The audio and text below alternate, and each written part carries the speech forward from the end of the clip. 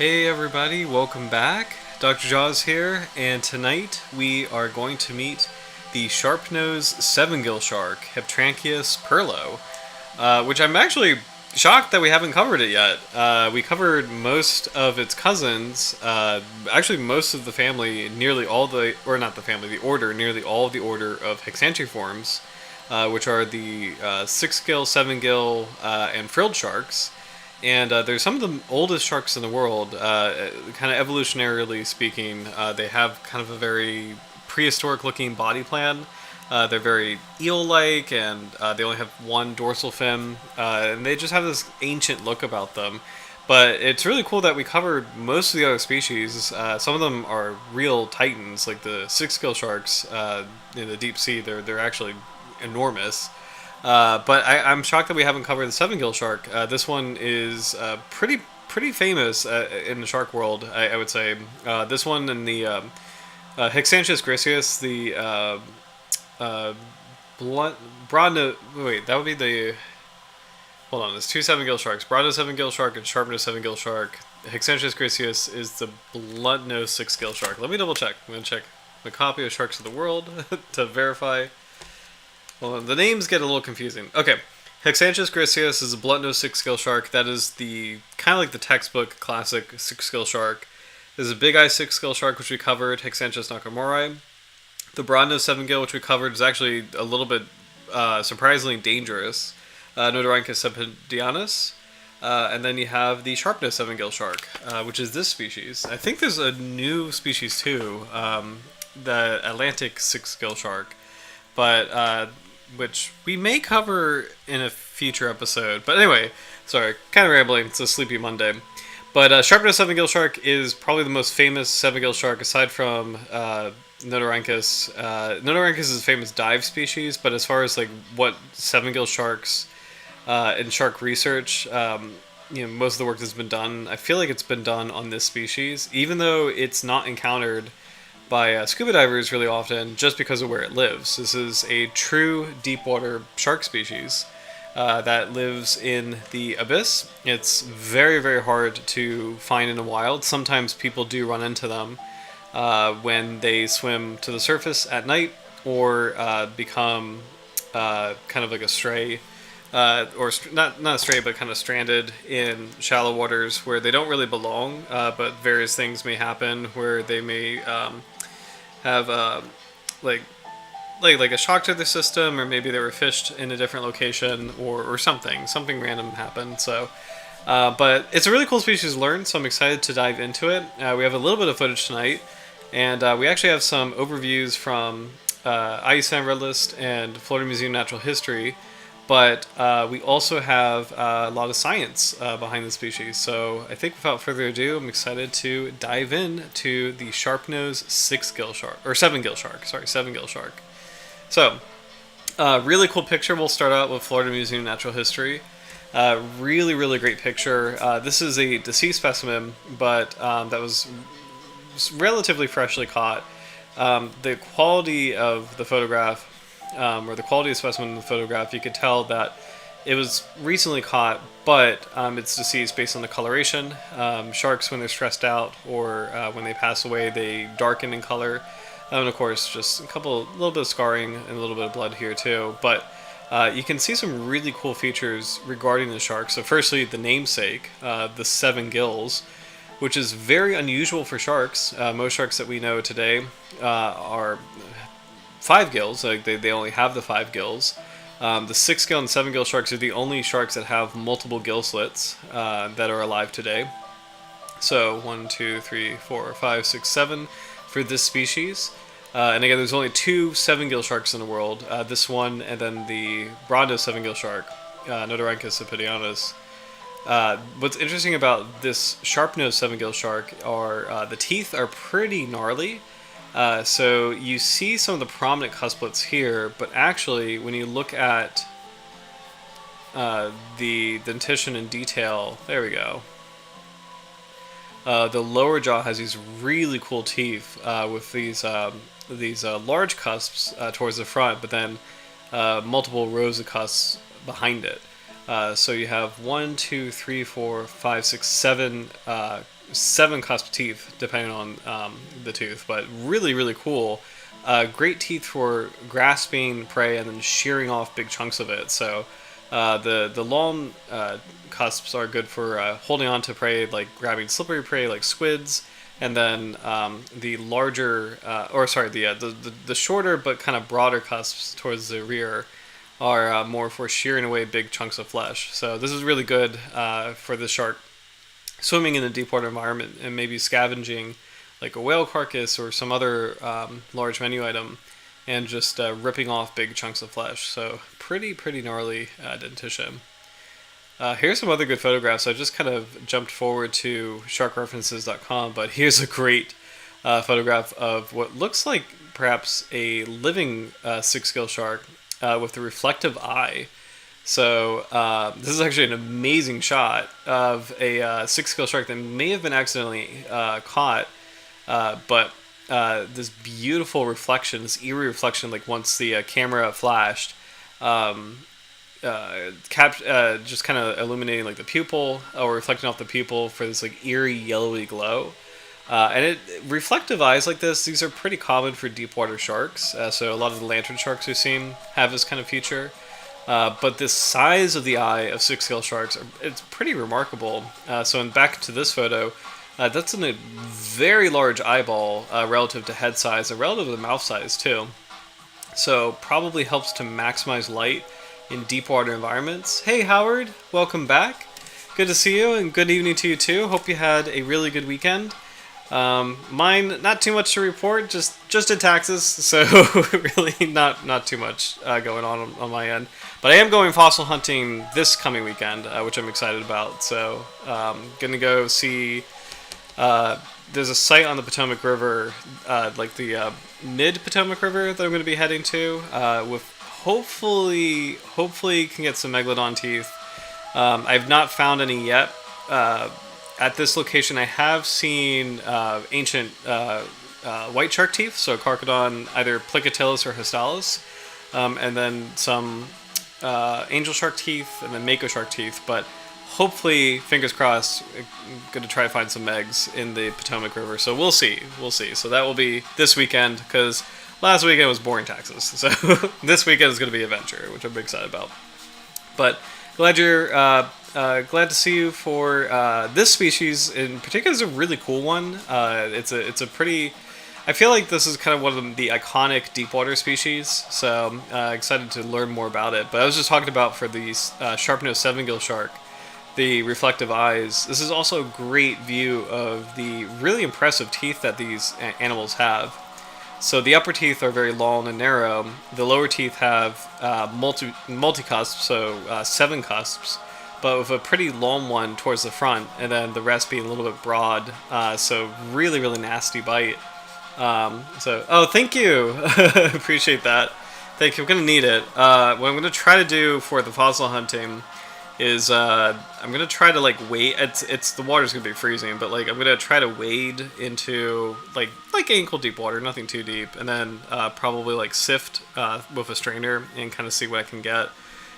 So that, because that site, the site that I'm going to, it's famous for fossils, but because it's famous, I feel like a lot of people go there. However, I will. This is not where I'm going, but I do want to share with the chat a really good shark fossil hunting place.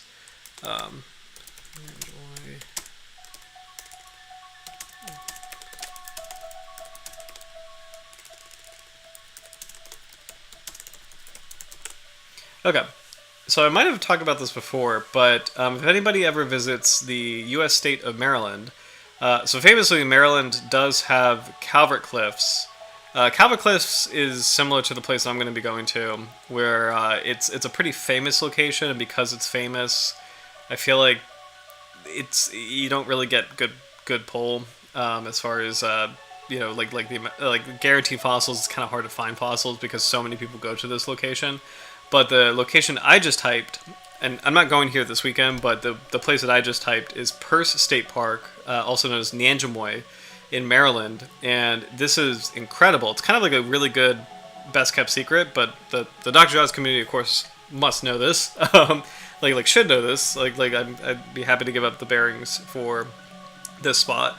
But Nanjamoy is a really cool location that has a lot of, I want to say, oligocene teeth. Yes, oligocene teeth. So you get a Otodus, which is like the ancestor of Megalodon, and I think I have like maybe one or two Otodus teeth, and then a bunch of sand tiger sharks, bunch of mako sharks, and every time you go there, you probably could walk away with 10 fossils at least. So it's a really good location, and I highly recommend it. And it's kind of off the map. Per state park, I don't think is functional anymore. But you could still park in the area, and because it's not functional, it's not well advertised, which is great. So it's kind of like a cool secret spot. If anybody ever visits Maryland at any point, this is a good spot to go to. So, and this is also on the Potomac River. So, but anyway, I saw your comment also about this photo. Yes, speaking of teeth, what's actually really cool, kind of tying it back to this species. These kinds of teeth are found in the fossil record. So there are a couple places. Let's see if we could do, just to tie it in, Potomac River shark teeth.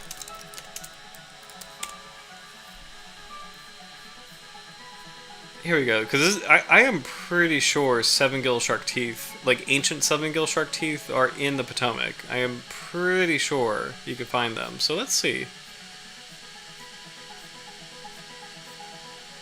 Should be a fossil guide. Sharks. Let's see.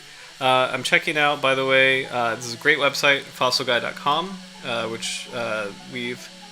Oh, cool, Howard! That's awesome. I have a few specimens from the Nanjamoy formation. That is so cool. Do you know what species they are? Absolutely, including some oversized species. Awesome, awesome. So absolutely to seven-gill sharks being here. So here we go. I'm going to skip ahead because I know this this website's fantastic. I know it has a lot of details in it. So we have goblin sharks, sand tiger sharks, Otodus. So these are the ancestors to Megalodon. Really, really cool tooth type actually. Paleocarcodon, which I don't think I have any of those, which is kind of cool. Sand tiger shark, straight lamina. I know it's not here, but I know I know I've seen this. Hold on. And I agree, Howard. I know that. Where have I seen this before? I know you can get seven-gill shark teeth in the Potomac River for sure. There's a really good fossil guide.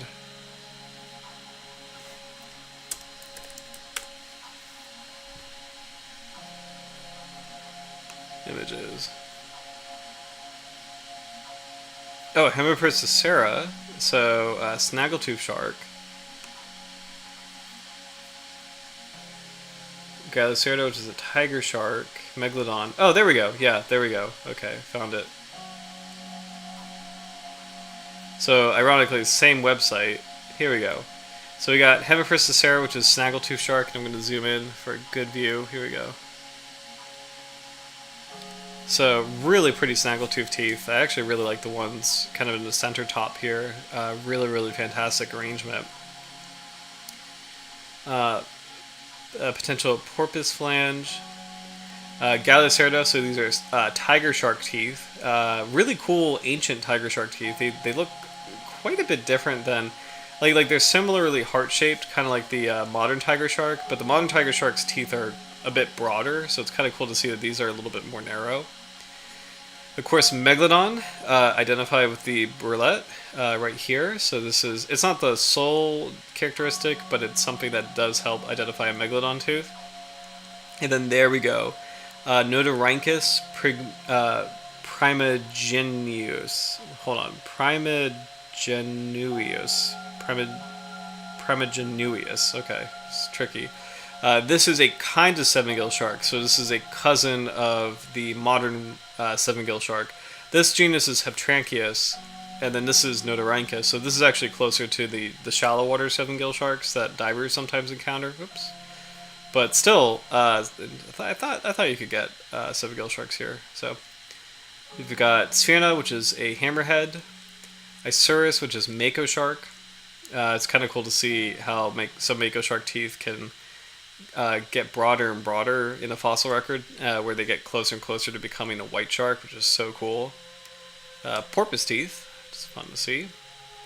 And then miscellaneous sharks, it looks like we have quite a few, including a couple sand tiger teeth, maybe an actual carcharodon ancestor. It's so cool. So anyway, so really cool collection. I'll post this in the chat too. Fossil hunting along Calvert Cliffs. Oh, an argument has been made for Oligocene hemiprisus to have their own species, particularly Chandler Bridge Formation examples. Oh, that is so cool. Man, that is so cool. I'm gonna start that. Yeah, because like we have the famous one here is Hemiprisus sera, but that's so cool that there may be a new Hemiprisus species. That's really amazing. I guess it's not news, but it's kind of more like a debate. That's really awesome. I also love, as far as sharks go, we're looking at these teeth, and I pointed out with the tiger shark where it looks, there's some changes, but it still looks similar to the modern tooth. And then similarly with the seven-gill shark, you could see that classic multi-cusp tooth. And it's just really amazing demonstration of just, how conservative shark evolution is, where sharks don't really change their form too much over time. We still had this multi-cusp tooth in this individual. So really cool stuff. Here's a jaw set of Heptranchias perlo, the Sharpnose Sevengill Shark. The upper teeth are interesting, where they're kind of more like classic shark teeth, except, well, actually, I said that, but the way these curve back is kind of unusual. Like it's like this weird, very extreme shape, where it's kind of like the fact that it recurves is so interesting, where it distinctly curves back, but then curves forward again. So it kind of almost is like this S shape. It's such an interesting tooth type, and the length of it too is also pretty fascinating. So it looks like these upper teeth help to grasp slippery prey like deep water squids, maybe lanternfish, and then the bottom teeth help to do that too. Like these long narrow cusps or cusplets help to grasp those kind of hard to reach prey, but then the broader cusps towards the back probably help to just kind of shear chunks of flesh off if the shark comes across like a whale fall or any other kind of unexpected source of food in the deep environment. So this is this might be the same individual that was captured accidentally on maybe a research trip or a fishing trip, but these species do come into shallow water in mid-ocean at night, like mid-water at night, where they probably follow prey items, like deal migrations. Like they'll actually chase after animals that are migrating from the depths to the surface. So famously, lanternfish do this, and these sharks probably go after them. So really cool build. What I love about seven-gill sharks is that you can really clearly see how it's sort of like a bridge between a six-gill shark and a frilled shark, where frilled sharks have such an extreme look, but they're very long and narrow and very eel-like, and it's kind of cool that you can really see that with seven-gill sharks too. Like these are obviously a bit stockier than frilled sharks, but you still see the similarities, where it's a very long aguiliform appearance. And what's kind of cool is this is halfway there between a frilled shark and a six-gill shark, where six-gills are huge and really beefy and very stocky. They're still elongate, but they are not as long and narrow as seven-gill sharks. Another shared feature is, of course, the single dorsal fin. So these are the only groups of sharks that have one dorsal fin, as opposed to two. Most sharks have two, but this group only has one. Very elongated body and very elongated upper caudal fin with a very small lower caudal fin. So it implies an existence that is kind of closer towards the bottom. I think, again, these sharks can swim in the mid-water column. I think they do spend probably equal amounts of time both on the seabed and, or not on the seabed, but patrolling the seabed and following midwater prey items to the surface. So we can actually see a couple of clips of 6-gills and 7-gill sharks. So we'll take a look right now. So I think in this clip, this is both of them. So hopefully we'll get a chance to see them. So this is a deep water coral environment. And then here's what looks like a 6-gill shark coming into frame. So very big, very stocky. I'm just kind of cruising near this like eerily ghostly white coral. This is so cool to see, actually.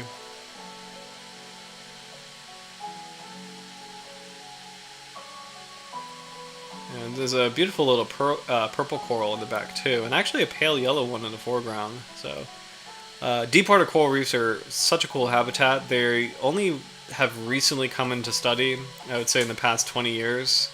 There's still a lot to learn about them, but they're some of the oldest habitats on Earth. Some of them are literally centuries old. Some of these deep water corals probably have been there since, depending on where this is, if this is North America, these would have been here before any kind of European contact, which is kind of amazing to think about. So this is a 6-gill shark. This clip said there would be a 7-gill shark perhaps popping up at some point. So, but it's still really cool to see kind of compare this cousin. What's interesting about 6-gill sharks is that they can actually wait 1, 2, hold on, 3, 4, 5, 6. Okay, yeah. They can actually get to be about the same size as a white shark, like a great white shark. And this is like a deep water animal, but it can achieve the same size, which is pretty incredible.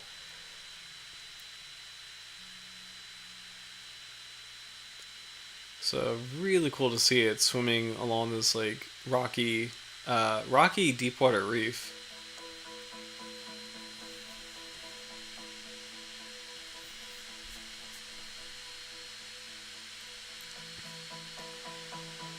Another view of a 7-gill shark, or sorry, 6-gill shark, and then that one on the top is also a 6-gill shark. The one on the bottom may be a pregnant female. It's kind of interesting. The one on the right is a male. You could tell by the claspers.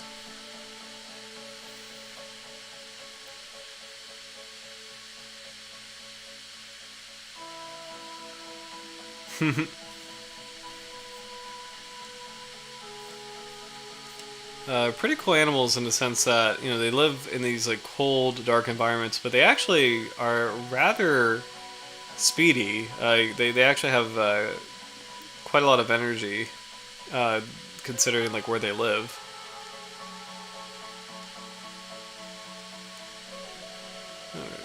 So I think these are just going to be 6-gill images, but I know I have 7-gill images too. So let's take a trip to the Bahamas in the twilight zone, so 718 meters, and there we go. That is a 7-gill shark. So you can tell the difference where it's a lot more elongate looking. It's a lot more narrow. They have kind of like a sleeker, sharper look to them, and it's part of how they got their name. And they don't achieve as large of a size as the 6-gill sharks. So 7-gill sharks, you know, they're really cool looking, but they usually maintain a very small size. So, and it looks like the eyes are proportionally a bit larger too. So, really, really beautiful shark. Also quite an active swimmer for a shark that's living in the deep, cold water of the twilight zone. It's actually fairly active looking. And this one is patrolling like this kind of muddy slope, or oozy slope. So really, really cool images.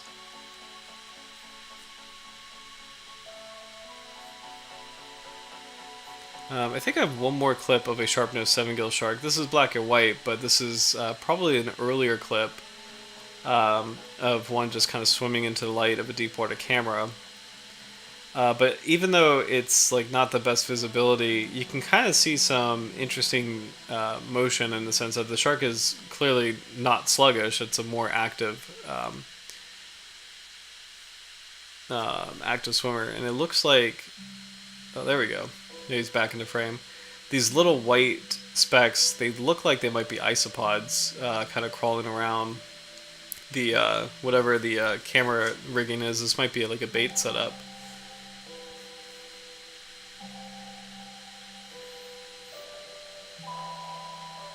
So again, really cool to see a seven-gill shark. Any kind of footage of seven-gill shark is just super cool to see. And because the whole animal is like very long and kind of like snake-like, it looks like it's like a sea serpent. It's such a cool thing.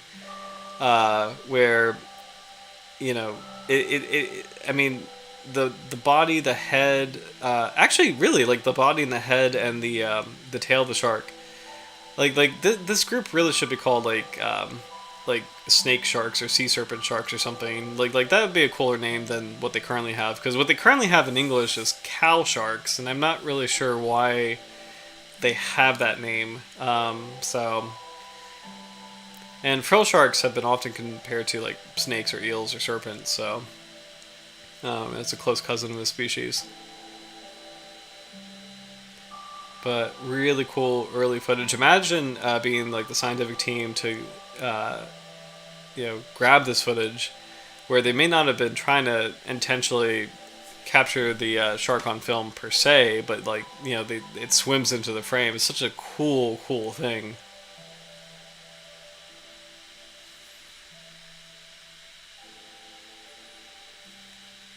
Man, that is so cool. And also patrolling what seems to be kind of like a more oozy, muddy bottom in the deep water zone. Super cool footage.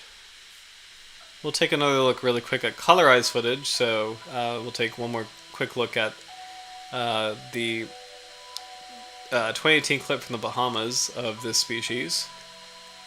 So very similar swimming pattern, just like these long snake-like movements. And actually it's kind of cool to see that even the head looks a little bit snake-like, where it has large eyes and this like mouth full of these like, the upper teeth are like fang-like. The lower teeth are a little bit more interesting, where it's like they have like the elongated cusplets with the broader cusplets towards the back, but really cool stuff.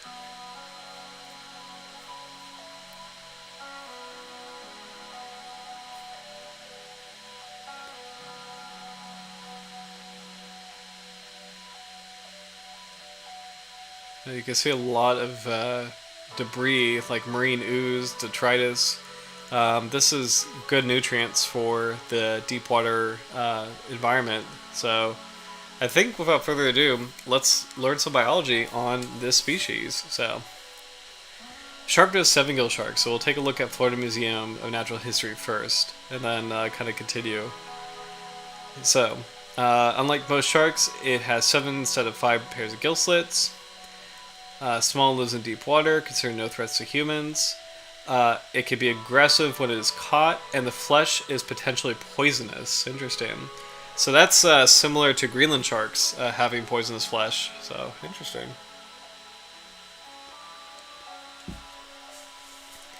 Common names are Sharpnose Sevengill Shark, One-fin Shark, Perlon Shark, which is kind of cool. I like that name.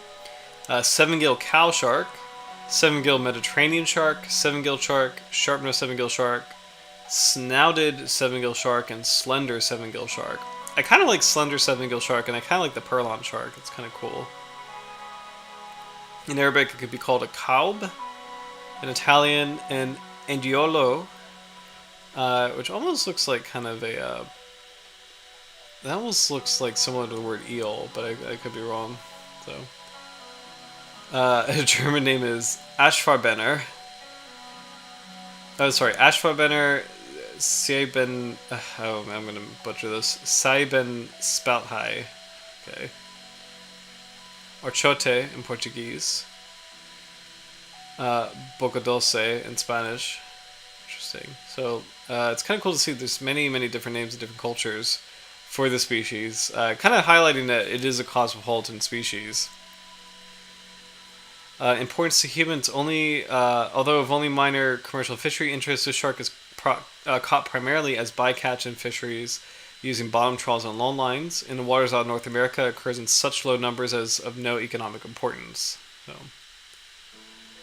this is a beautiful shot of a little seven-gill shark where you have these pretty prominent black tips on the upper caudal fin. Actually, the dorsal fin too, and even the pectoral fin. So this might be juvenile coloration, where the juveniles have more prominent markings than adults. Usually, that's actually pretty common in sharks, where the juveniles will have black tips or striking markings. The famous examples being tiger sharks and zebra sharks, and actually even nurse sharks. They'll have their juveniles will have striking markings, and then as they get older, those tend to change or fade. So. Danger to humans, this shark is considered harmless. However, care must be taken when landing the shark, as it is aggressive and it will attempt to bite its captors. The flesh is mildly poisonous to humans when consumed. We'll skip conservation because IUCN Red List will have the most up-to-date information, so we'll check that back later. Pretty cosmopolitan in distribution. So it looks like it can be found in most seas around the world. Habitat is a deep-water species. The Sharpnose Sevengill lives in waters on outer continental and insular shelves at depths from 27 to 1,000 meters. So Twilight Zone, pretty much purely Twilight or sorry, not purely. The Sunlit Twilight Zone is usually found on and bottom, although on occasion it's close to the surface. Its wide distribution suggests that the seven-gill shark is probably a strong swimmer. Distinguishing characteristics are the seven-gill slits, the green eyes and light, the single dorsal fin, and the teeth in the lower jaw are broad and comb-shaped. So we actually see a lot of that in this photo that we had at the top of the stream. So the green eyes, the comb-shaped teeth, and then, even though this is out of the picture, the single dorsal fin, and then finally the seven-gill slits here. Biology. This moderately small shark has a slender fusiform body with a narrow pointed head, large green eyes, and a long, narrow mouth. It has 7 pairs of gill slits in contrast to the 5 gills that most sharks possess. These gill openings extend down onto the throat, so that's actually very similar to a frilled shark. There's only one small dorsal fin which originates over the inner margins of pelvic fins. Let's see. Coloration. Brownish gray to olive on a dorsal surface. Paling to a lighter ventral surface. Adults may have indistinct posterior margins on all fins, as well as faint dark blotches in the body.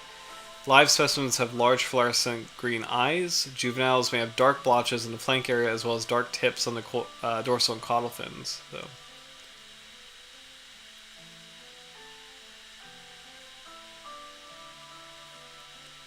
Okay, really nice shot of the teeth here. So these are the lower teeth. Kind of interesting how they're laid out too, where you have a single tooth having multiple cusps, and then a little bit of space between teeth. It's kind of interesting. A little bit different. It's like functionally there's a lot of similarities between these and dogfish teeth, but also a little bit of differences, where dogfish teeth very cleanly interlock with one another, whereas it looks like the seven-gill shark teeth, each tooth is a little bit, looks like there's a little bit more separation. So here's a great shot in life. This is actually really cool. So you can see, this is an amazing shot actually. You can see the upper teeth, how they're kind of protruding at the top. These like this cluster of single cusped fangs, and then the lower teeth. They have the multiple cusplets towards the back. So prominent teeth here with this like really nasty set of cusplets towards the back. So very, very cool.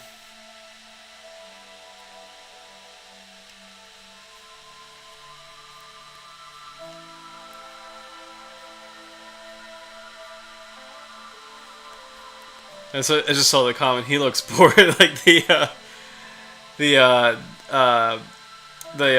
shark here. um, it's kind of an interesting image of a it's like the large eyes, just kind of like where they're positioned in the head is kind of an interesting, not expression, but you know what I mean, like interesting positioning here. Let's see, size, age, and growth. Being the smallest hexanchoid shark, it only grows to a maximum length of 1.3 meters or 1.4 meters, 4.5 feet. Total length for males and 1.4 meters or 4.6 feet for females. So it's actually pretty interesting because that's probably not too far from frilled sharks. This is very, very different from six-gill sharks, where six-gill sharks, again, could be the size of a white shark, which is kind of incredible to think about. So, Howard, good point. Thin jaws. So very thin jaws. But it's kind of interesting. I've heard that I think it depends. Where I think some sharks have evolved thin jaws like this so they can best wrap the jaws around chunks of prey, or to best like kind of like extend. I think flexibility in jaws correlates to the ability to wrap jaws around prey items that should be like with the sharpness of the teeth easy enough to tear. So I believe that there's something going on there biologically in terms of like why they're so thin. So let's put a pin in that because that actually might be an adaptation. So we'll see as we continue to learn more about the species. So biologists have observed formation of mucus on the tips of the claspers on mature and subadult males. It is believed this indicates the onset of maturity and perhaps sexual activity. Food habits. Although the shark is rather small in size, it is a voracious predator. As a generalist, it feeds on marine invertebrates including shrimp, crabs, lobsters, squid, and cuttlefish, as well as small bony fish such as hake and small sharks and rays. Feeding activity increases during nighttime hours. Reproduction. An ovoviviparous species with no parent set reproductive season. Following gestation, from 9 to 20 pups are born in each litter. Each newborn approximately measures nearly a foot in length. Do I have that? Sorry. Yeah, no. Yeah, 0.8 feet, 0.25 meters, or 0.8 feet. So, predators are larger sharks. Interesting diagram of a seven-gill shark embryo. Obviously, the most striking thing is the size of the eyes. So it's kind of amazing, like all throughout life, the eyes on the species are really, really large. So again, this is actually a great Twilight Zone adaptation where it's kind of funny how the deeper like shark eyes or any kind of animal's eyes, they get really interesting as you get into deeper water. Or actually, they get really interesting in terms of how they change with habitat. So for a lot of like really like estuarine species, like sharks and fishes that live in like murky water, like bull sharks, their eyes are actually really tiny, where it's like they don't really need to worry about seeing because there's no way to see in such a cloudy environment anyway. So those eyes are kind of like evolved to be like there's not as much evolutionary expenditure on those eyes. As you get into coastal waters where there's a lot of sunlight, similarly those eyes are pretty moderately sized, where they're neither very large or very small. There's plenty of light in that area, and it's completely fine as is. When you get into the Twilight Zone, there's a need to maximize light and maximize your ability to see light, so you get bigger and bigger and bigger and bigger eyes, which is really cool the deeper you go. And so this seven-gill shark is a good demonstration of that. But then, probably when you get to the Midnight Zone, or you get deeper, it gets to a point where it's like, eyes don't really help you. You're not going to be able to see anything. And so some animals have evolved to have very small or non-existent eyes. So sharks probably are the exception, where sharks typically have larger eyes or normal eyes. There's no real shark species that is missing eyes. But fish, there's a lot of examples of bony fish that actually don't have eyes at all, or have like eye spots because they live too far down. So tripod fish are a good example. I think not barrel eyes because it technically does have eyes, but tripod fish, cave fish, which I know it doesn't live in a deep water environment because it lives in the cage, but it lives in cave, but it lives in perpetual darkness. So it's kind of interesting how like there gets to be a point where large eyes are very helpful, but then there's a point where you get so deep in the water that it really kind of doesn't matter.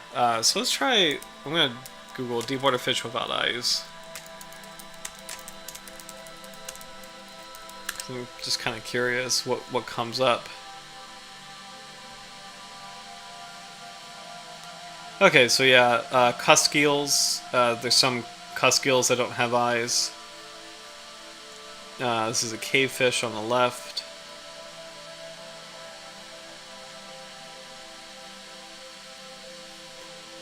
This is a very unusual fish. I forget what this is called. Barrel eye. So it technically has eyes, but kind of seeing through the top of its head. It's very, very unusual species. So yeah, Twilight Zone animals are, and Midnight Zone animals, really Midnight Zone animals are this whole other thing in terms of like how freaky they are. They're so cool, but. Taxonomy. The Sharpnose Sevengill Shark was described as Heptranchias perlo by Bonneterre in 1788. The genus name Heptranchias is derived from the Greek heptra, meaning 7 arms, and actian, meaning throttle. Interesting. So that must refer to the 7 gills kind of like surrounding the neck a little bit. So perlo, I'm not sure where that comes from, so I want to check FishBase. FishBase should have some information. Okay, so hept is 7, ranchias is, possibly a variant spelling of ankos or gill, so 7 gills. And then perlo refers to the French vernacular le perlon, or pearl, referring to its smooth and grayish skin. Interesting. Here's some FishBase images of the species. So this is actually, these are probably stills from that clip that we saw.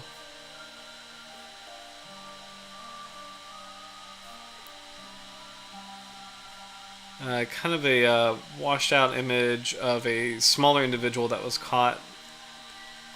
So again, it's very hard to dive with this species, but sometimes fishing you accidentally can catch it, which is pretty wild considering it loves to live mostly in deep water environments. Really beautiful shark as far as it's just really cool seeing in some of these images like those green glowing eyes. So I promised to review the conservation, so I'm excited to see how this species is doing. The Sharpnose Sevengill Shark is nearly threatened, so that's actually, as far as sharks go, that's pretty good. That's not a bad status to be. So again, the distribution is global.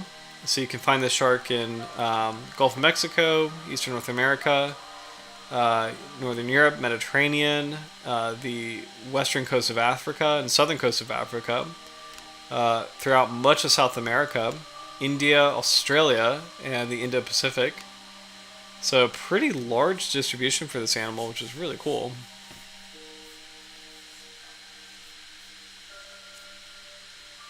The Sharpnose Sevengill Shark is a small, deep-water shark with a global yet patchy distribution in the Atlantic, including the Mediterranean Sea and Indo-Pacific Oceans. It occurs in temperate and tropical waters off the continental and insular shelves and upper slopes at depths of 0 to 1,000 meters. The species is infrequently caught incidentally in pelagic, midwater, and deepwater industrial and artisanal fisheries across its range.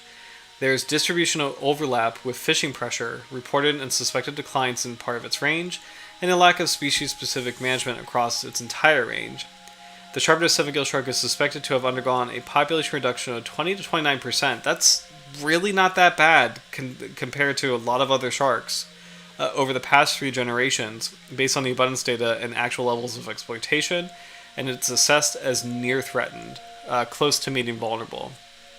So Not ideal, but really not as bad as other shark species. Because we've seen this figure, this population reduction figure, we've seen it get up to 70, 80. It depends on the species, but we've seen this number get extremely high. So it's actually unusual, which is really sad. Unusual to see 20 to 29% for population reduction.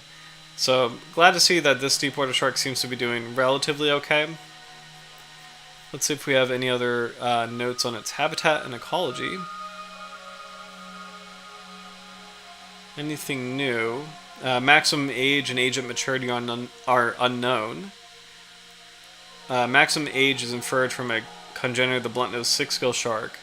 So that's not really good. Female age of maturity is estimated at 26.5 years, maximum age 80 years. So they're applying blunt-nosed six-gill shark data to this species, but that's not. I don't think that's really wise personally, because these are two very different sharks where they're in the same family, but they're enormously different in terms of size. Like the blunt-nosed six-gill shark is a much larger animal, and the size kind of indicates like they occupy very different niches, where blunt-nosed six-gill sharks are large scavengers, and seven-gill sharks are not going to be handling some of the predators that six-gill sharks handle. So I don't know if that's a really fair comparison to kind of guess life history data. So I don't know. The blunt-nosed six-gill shark is larger than the big-eyed six-gill shark, and thus, based on scale size, the generation length is inferred as 13.5 years for the big-eyed six-gill shark. Okay, interesting. So, still, at least on IUCN Red, this species, the Sharpnose Sevengill Shark, is near threatened. So that's not as bad as other shark species can get. So, on fish base, let's see if there's any other notes.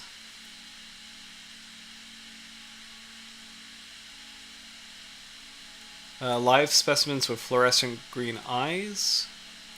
Feeds on small sharks and rays. So probably actually eats lantern sharks, which is kind of interesting. Because lantern sharks get to be pretty tiny in deep water environments. So. Small bony fishes, shrimps, crabs, lobster, squid, and cuttlefish. Very active and aggressive when captured, and quick to bite, but too small to be very dangerous to people.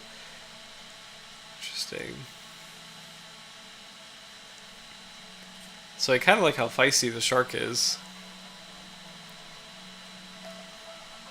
Let's see if we have any other information. Checking out shark references. So we have the original description from 1857. There we go. So it's really cool to see old shark art, especially since there's clues in terms of like how the specimen was preserved. So figure 2 and figure 3, you can see a lot of desiccation. So that looks like when you see like the rostral cartilage looking really prominent, like having this like angular shape.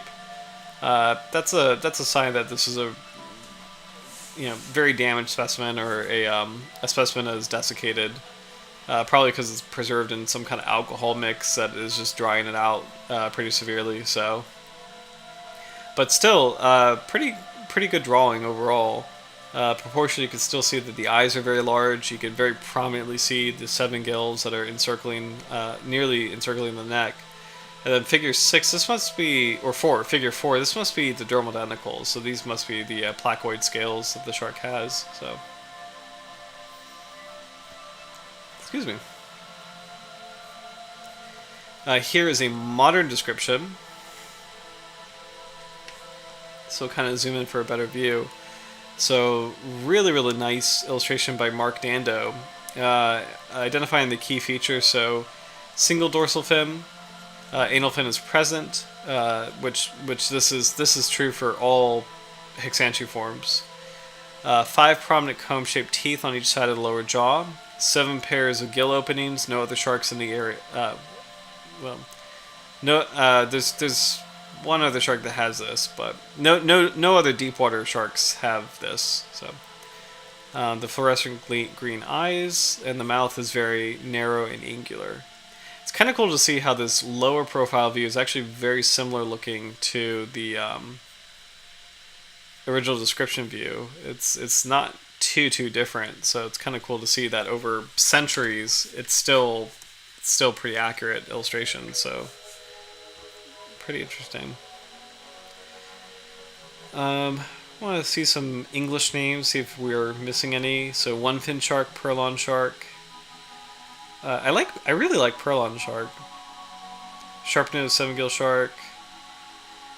Slender Seven-gill Shark. Sharp Snout Seven-gill Shark. So pretty much mostly the same names that we saw earlier.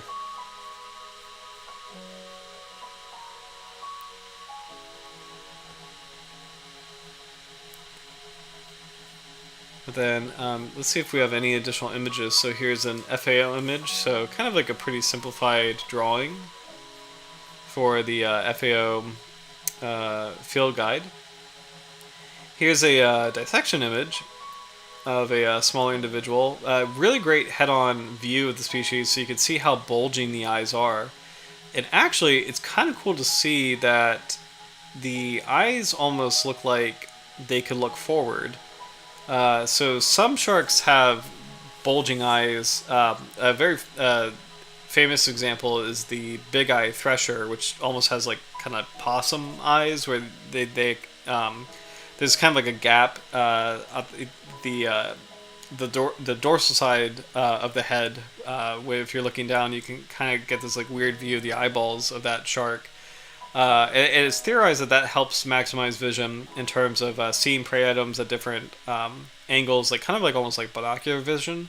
So it's kind of interesting to see that there's no real like these eyes are not flush with the rest of the head. Like you can actually see them pretty clearly, even if you're looking at the shark head on. So this might help the shark as far as identifying prey items. So the mouth, pretty interesting, where it has almost like a diamond shape in terms of like how it opens.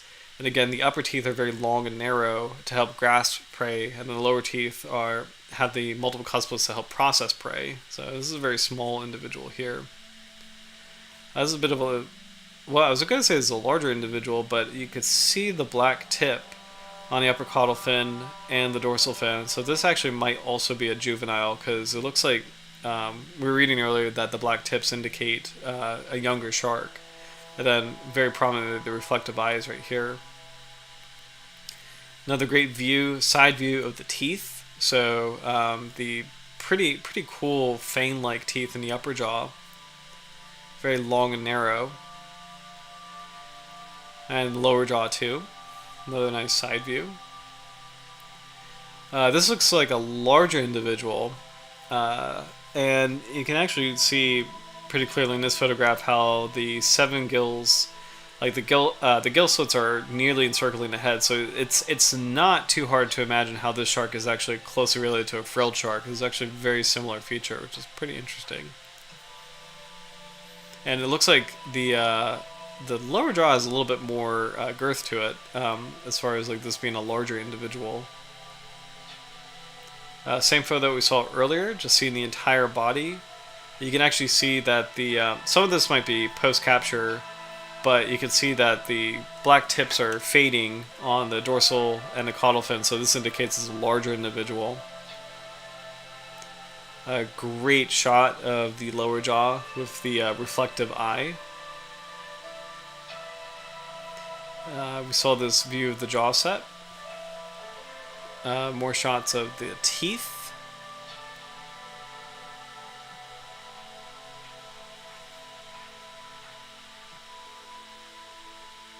And that's it.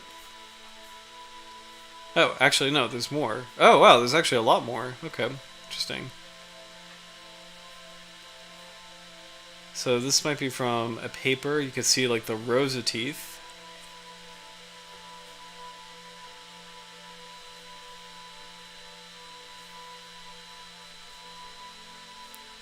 Okay. I won't click on the embryonic development photo. I don't think we need to see that right now.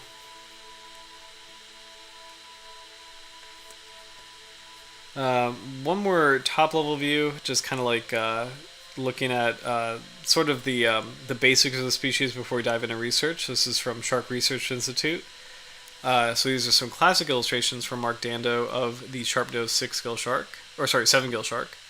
So reflective green eyes, 7 gills nearly encircling the head, and then the juveniles, of course, having the black tips on the dorsal and the caudal fin. So I actually never knew that hexanchiform sharks have pigmentation like this. I never knew that they had that kind of juvenile coloring, so that's actually pretty cool. So what to look for: the shark has an acutely pointed head and 7 pairs of gill slits. It has a narrow mouth and large eyes. The young sharks have black blotch on the tip of the dorsal fin and upper caudal lobe, but these markings fade or are absent in the adults. These are mainly deep water sharks, but no deeper than 1,000 meters. It's kind of cool to see that these guys live exclusively like in the twilight zone, or sometimes migrate to the sunlit zone, but they don't go to the midnight zone. It's kind of interesting. These sharks prefer continental and island shelves and upper slopes, but occasionally venture into shallower water close inshore. They are benthic and epibenthic, and may also swim well off the bottom of the ocean. They're wide-ranging but patchily distributed.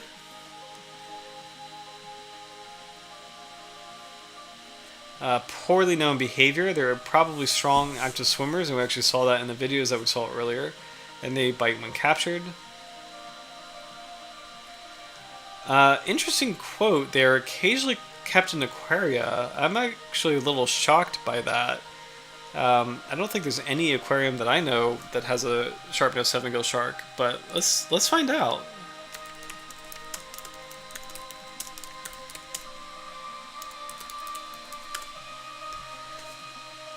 They might be confused with this one, because there is the Broadnose Sevengill Shark, which is kind of more of a shallow water species. So here's Monterey Bay Aquarium that has a Broadnose Sevengill Shark, and we actually did a whole stream on this species, which this is a very surprising animal. This is actually kind of a dangerous shark, which you wouldn't think it, because it kind of looks like an old man. It looks pretty harmless just visually, but behaviorally these sharks are actually they have a really fearsome set of teeth. And they're very inquisitive, and they actually do harass divers. So pretty dangerous. So we know that this species is in aquariums, but what about the Sharpnose? I don't think it is. I actually think that website might be confused, to be honest. Let's see this. Seven-gill sharks in San Francisco Bay again. This might be the Broadnose. That looks like a Broadnose Sevengill Shark.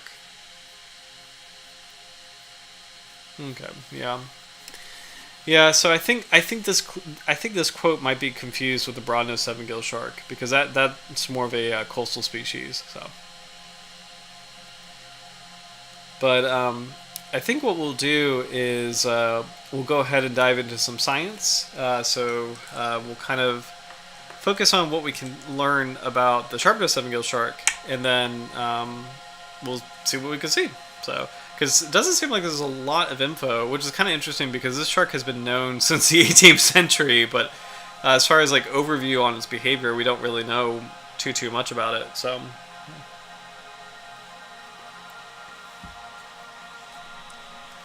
okay. So I'm gonna zoom back to here we go. So this is a 1975 studies on sharks. Morphological and ecological study on the reproductive organs in male Sharpnose Sevengill sharks, Heptranchias perlo. So I'll read the abstract, and I'll just kind of skim through things that might be kind of interesting. But the present report is to compare the clasper and constituent skeletons of Heptranchias perlo with those of other sharks. Moreover, the relationship and total length of testes, weight, and clasper length of Heptranchias perlo is discussed respectively, as whole length at the maturity of male is estimated. Then comparisons made between the clasper cavity of Heptranchias perlo and the siphon sac of other sharks. So these are pretty good, pretty important studies to basically fundamentally understand life history of a shark. And this is going to be very informative as far as conservation, in terms of what are the signs that the shark is sexually mature, and when it is sexually mature, how many offspring will it have? Does it take a break after reproduction? And if so, how long does that break? And overall, what is the total reproductive cycle? How long will it take for a population of these sharks to rebuild themselves? So, let's see. Most Slakians possess 5-gill openings. However, sharks in the families of Hexanchidae, Chlamydoslocidae, and Pristiaphoridae. Oh, I forgot. Saw sharks can have 6 gills. I forgot about that. Have 6 or 7 gill openings.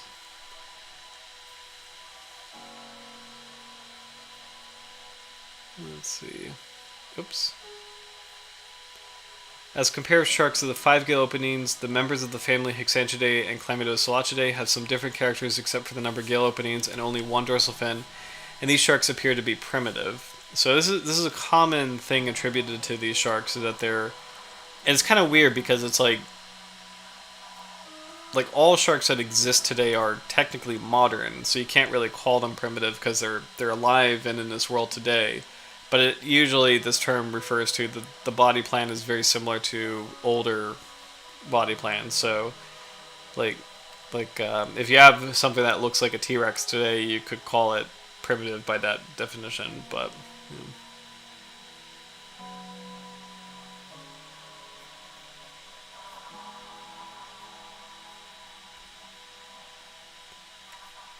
let's see.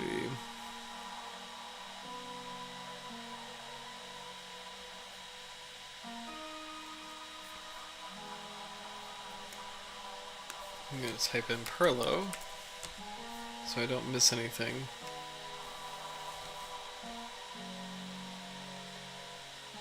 Contrary to other 6-gill and 7-gill sharks, the Sharpnose Sevengills landed at the fish market in Nagasaki almost all year round.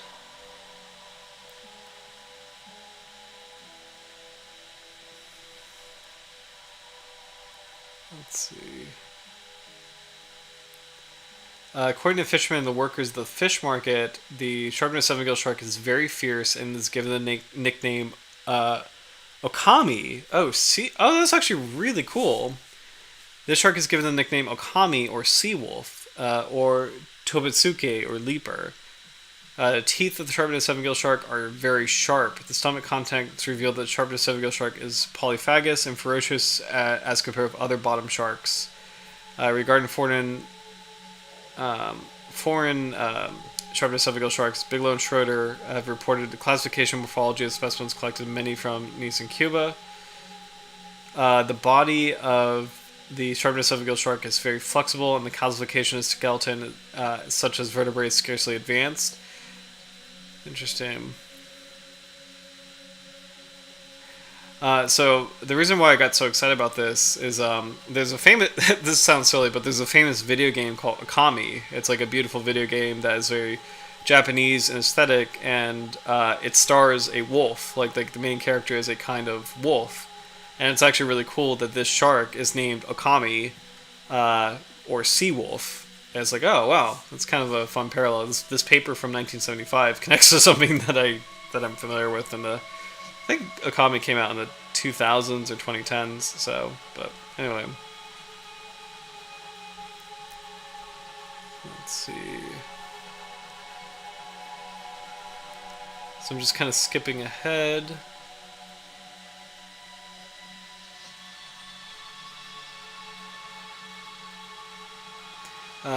However, Sharpnose Sevengill sharks in the western waters of Kyushu does not appear to have the definitive reproductive season in view of the maturity of male and female gonads as a result of dissection. Examination up at the present. So, no reproductive season.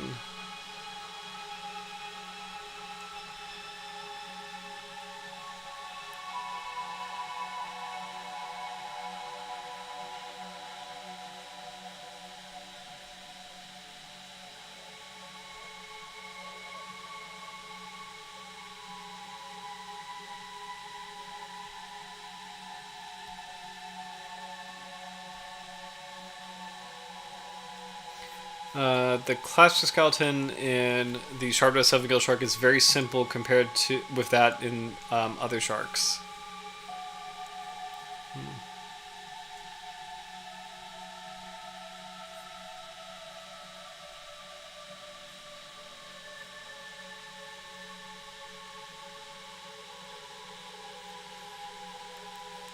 So, summary of this whole paper. The male reproductive organs of the Sharpnose Sevengill Shark with 7-gill openings were morphologically and ecologically investigated. The teeth of the species are peculiar in their shape, especially in the lower teeth.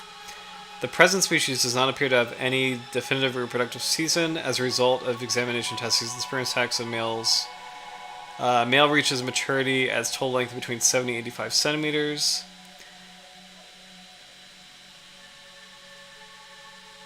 Let's see. The skeleton of the pelvic fin is different in shape from other species.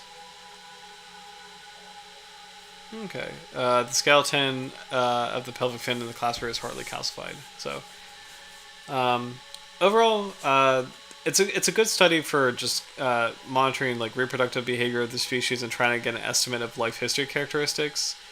But I really liked learning more about. Here's a really cool diagram of their the jaw and how the teeth work in the jaw in sequence. It's actually really cool. But I like learning more about kind of the history of the species in Japan, and I love that it's called okami, and it has like a ferocious reputation as far as like just being very quick to bite when handled. So pretty interesting. Unusual and substantiated records of the Sharpnose Sevengill Shark in the northeast Tunisian waters. So this paper is from 19... Oh no, is this 2018? This is... Okay. Let's see. The present paper report unusual and additional records of Sharpnose Sevengill Shark from the northeastern Tunisian waters. 4 specimens were collected from the Gulf of Tunis and 2 specimens off Bizerte. These specimens were measured for total length and weighed. The specimens from Bizerte were described in the present paper, including morphometric measurements and tooth counts.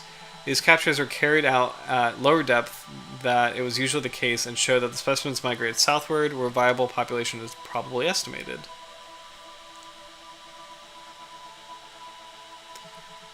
So some notes. This species is semi-cosmopolitan in temperate and warm temperate waters, as well as throughout the Mediterranean Sea, Adriatic Sea, the Eastern Levant Basin. Let's see. In Tunisian waters, capture of the species appeared to be rather restricted in northern areas such as the Esquirques Bank off Tabarka, a city close to the Algerian border, and around Jalta Island.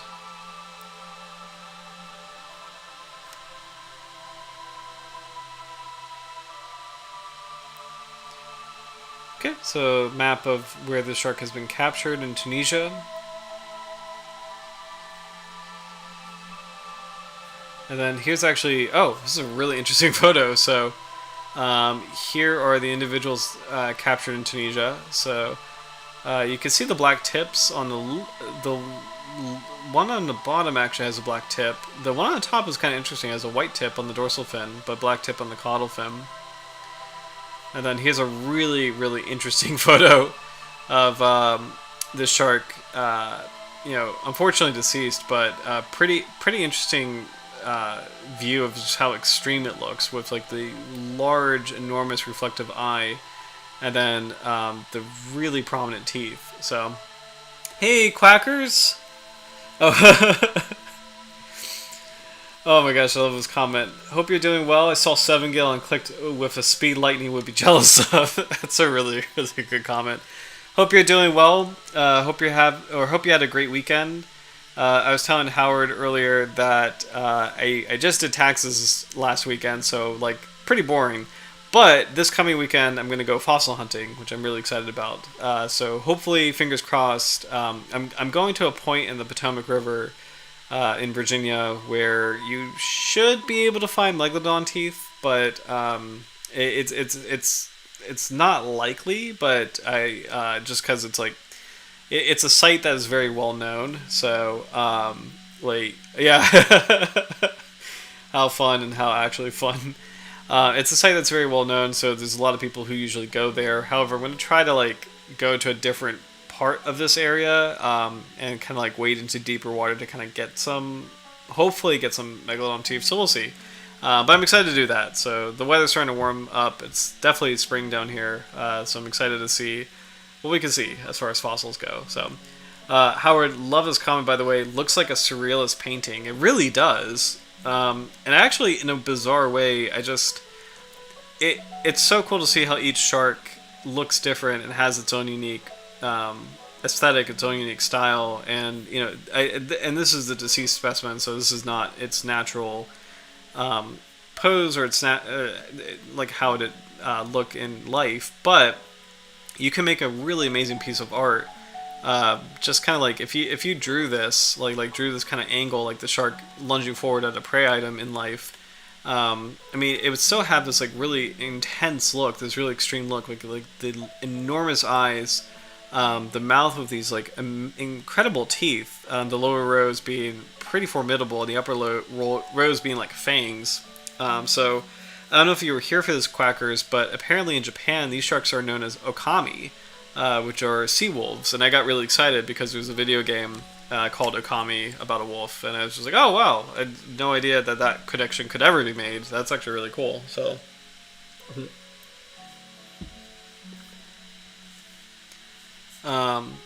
this is a paper on the presence of the shark in Tunisia.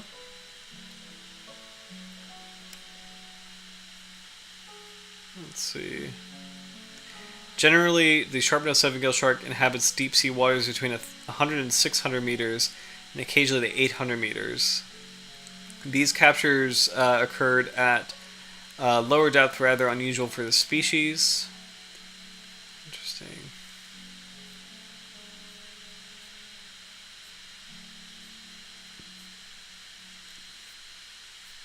And that's it for this paper, so we'll keep going. But oh.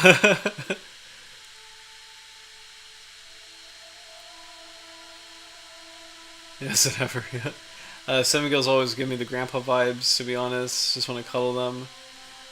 So it's kind of funny, is like these guys are really cool. Where there's the we were talking about the broad-nosed seven-gill shark earlier.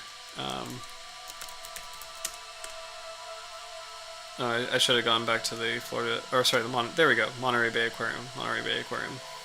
Okay, so we were talking about this species earlier, which is a cousin, the broad-nosed seven-gill shark. So it's kind of funny. We were referencing the species earlier, where this is a shallow water cousin that is popular with divers, but actually very dangerous. Where it's quite inquisitive. And I completely agree. It looks like, I think I said earlier, it looks like an old man, but it looks harmless just based on its appearance. But these are actually rather hazardous sharks to be around because they're very inquisitive.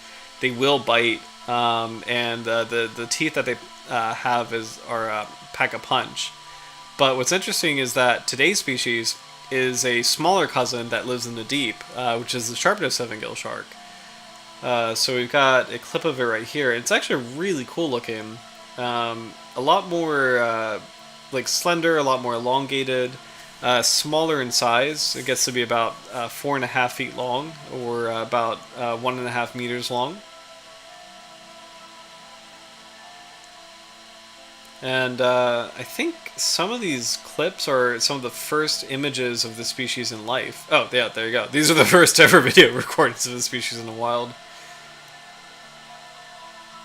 So really cool to see how it's moving so close to the bottom in this like oozy, muddy environment in the deep, in the twilight zone. Because apparently this shark does not go into the midnight zone, which I think is kind of fascinating. I don't know why it wouldn't, but... And actually, maybe that is actually something to do with the eyes, because I was mentioning to Howard earlier that a lot of animals have large eyes in the twilight zone, but they get to a point where, like the darkness gets to a point where it's too too dark to see. And so you don't really need to worry about maximizing light because there is no light to maximize. That being said, there are midnight zone. There's actually quite a few midnight zone sharks, like lantern sharks, cat sharks, and I think goblin sharks are in the midnight zone. And they actually have normally sized eyes, so I'm not really sure why this shark isn't in that zone. It's kind of interesting. So. But we have a couple other papers to take a look at. Oh, this is so cool. I think the broadnose is becoming my answer for favorite shark. I'm going to start that. That's actually really cool. The broadnose stream is one of my favorites. Oh, thank you. The broadnose stream is one of my favorite streams thus far. Thank you. I really appreciate that. And that one was really fun because I never ever knew that seven-gill sharks were dangerous. I had no idea. I really had no idea. I thought they were just kind of like, grandpas, but they're not. They're they're pretty. They're kind of like, they remind me of American alligators, where they're kind of like, American alligators are pretty chill. They don't really bother people too much, but you don't want to go near one. It's not an animal to kind of take for granted. Similar to black bears. Black bears are pretty chill as well, but you don't want to go near one. It's not aggro like a crocodile or a grizzly bear, but it's still not something you want to go near. So,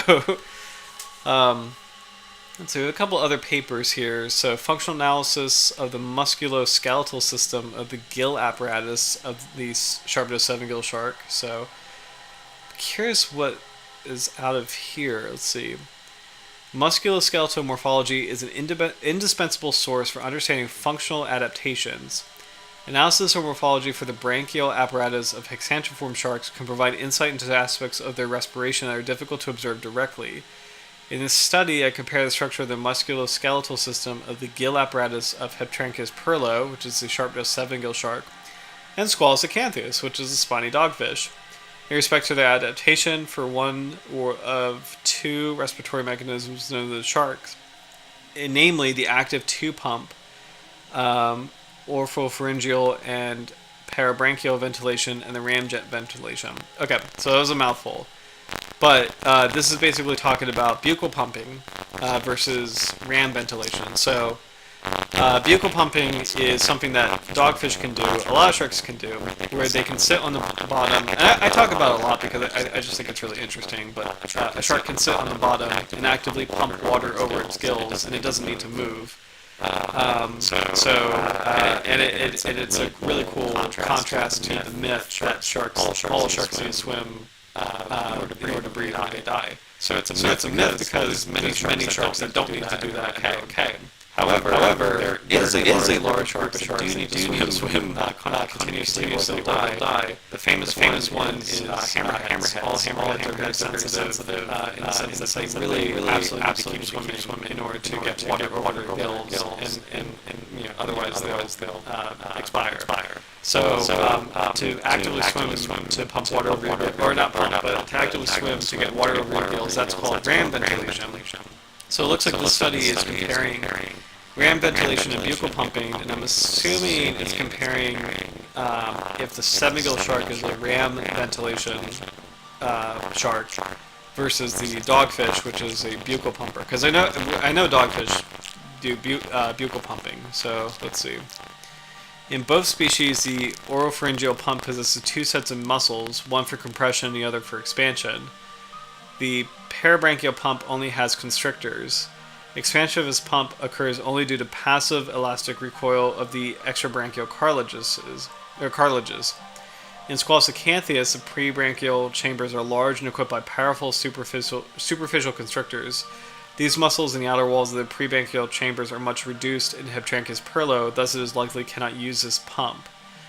However, this reduction allows for vertical elongation of outer gill slits, which, along with greater numbers of gill pouches, likely decreases branchial resistance and, at the same time, increases the gill surface area and can be regarded as an adaptation for ram ventilation at lower speeds.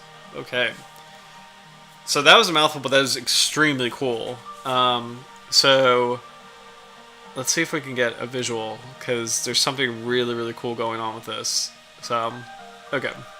So that actually might be a good visual. And then let's see if we could get a dogfish really quick. I love evolution. This is so interesting. Let's see.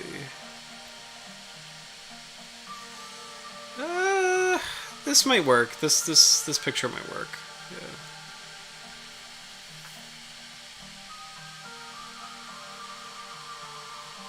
Oh shoot! Come on. Okay, there we go. All right, let's see if we can get this. Okay. Okay, can you hear me okay? I just saw the comment audio fuzzy, because I definitely want to check, because something really cool is gonna happen. Just this is really cool.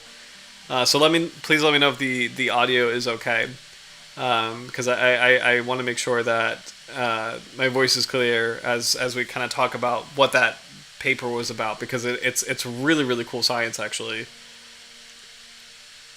And then in the meantime, well, I'm just kind of waiting just to check if the audio is okay. I'm going to go back on the fossilreferences.com.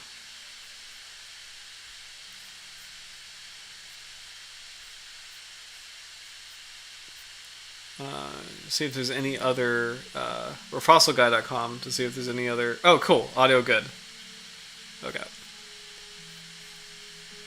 Alright, we'll go back here. Okay, so essentially what that paper was saying is, so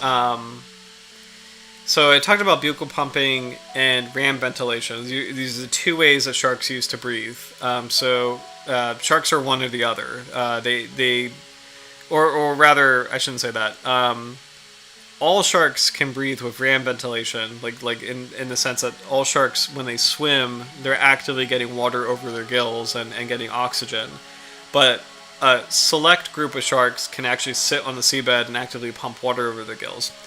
What that paper was basically saying is that sharks like the spiny dogfish, so I have a picture of it here, have these really developed muscles around their gills that help actively pump water over the gills.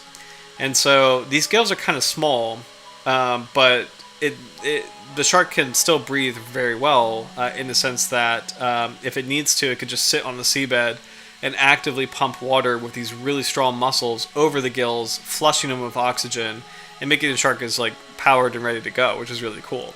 So it has very well developed muscles to pump water actively over the gills. So this is a buccal pumper that can sit on the seabed and pump water over its gills with really strong muscles. The seven-gill shark doesn't have strong muscles. It does not have that feature, and it can't pump water over its gills. So it has to swim in order to have gills have oxygen colliding into its gills. It has to swim through the water column to get oxygen through its gills. However, the gills are very long. And part of the reason and the hypothesis of why these gills are long is to maximize the surface area of the gill slits just the gills themselves, to maximize the amount of oxygen that the shark can passively collect as it's swimming. Because it's not like a really fast swimmer like a mako shark. It's kind of like a slow cruising shark. But because it has larger gill slits, the larger slits maximize the surface area, and the fact that the shark can't actively pump water over its gills, it could just swim lackadaisically, passively, with these larger gill slits and still collect the amount of oxygen it needs to power through and swim through the water, which is so cool. So comparing these two sharks it's such an amazing study, where this shark, the dogfish, has very small gill slits, but it doesn't matter because it has the musculature to actively pump water over its gills. Whereas this shark, the seven-gill shark, it doesn't have that musculature, but that doesn't matter because it has very large gill slits that maximize the surface area, so it's going to collect a bunch of oxygen anyway. So it's so cool that these are two very different sharks with two very different ways of getting oxygen over their gills, like water over their gills.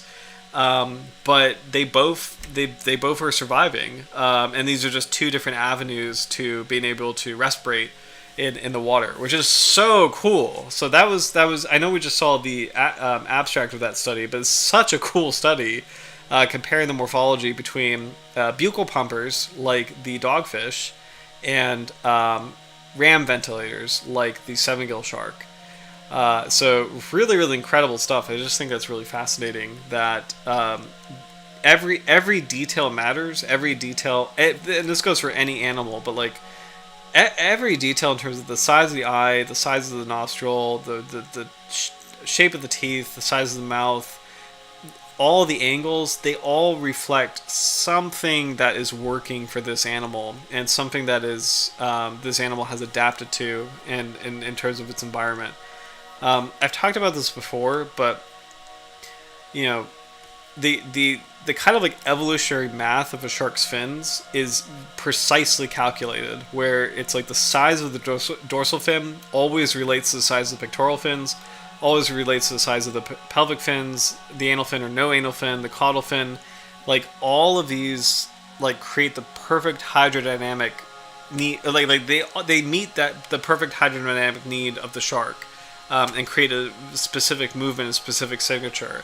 If you have like something wonky with the size of the fins, it's not going to work, and it's just so cool. This whole the musculature versus no musculature, this difference between these two sharks, and like how they've evolved. It's just so cool to see that there's a reason why, like it specifically the seven-gill shark has large gills. It's to help it breathe overall. It's so interesting. Yes, Howard. There's a reason for everything, and I just think that's so cool. That's just so cool. It's something I really love about sharks and their evolution and biology is just amazing. So, great. We'll move on to another study. I know we're seeing just abstracts, but these are actually pretty cool. So, gross anatomy and histology of the olfactory rosette of the shark Heptranchias perlo, so seven-gill shark. Let's see. Sharks belonging to the family Heptranchidae have 6 or 7 gill slits, unlike all other elasmobranchs, which have 5 gill slits. Their olfactory organs have a round shape, which is common for holocephalans. These are chimeras. That's interesting, but not for elasmobranchs. So never knew that. Let me reread that. So for smell, olfactory organs have a round shape, which is common for chimeras, but not for sharks and rays.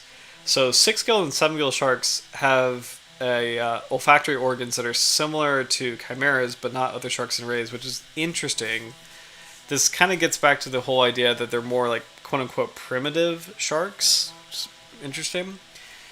Thus, the shape of the olfactory organ represents a further, less striking peculiarity of this family among elasmobranchs. Despite that, the microscopic anatomy and histology of the olfactory organ have not yet been studied in any species of this family.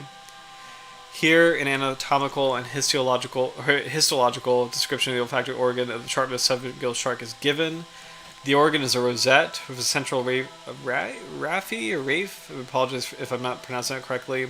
And 31 and 34 primary lamellae, which bear secondary lamellae with more or less branched shape.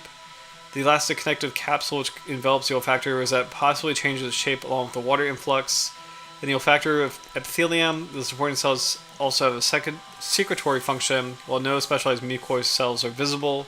Regarding this feature, the olfactory epithelium of the Sharpnose Sevengill Shark differs from that of other chondrichthyine species.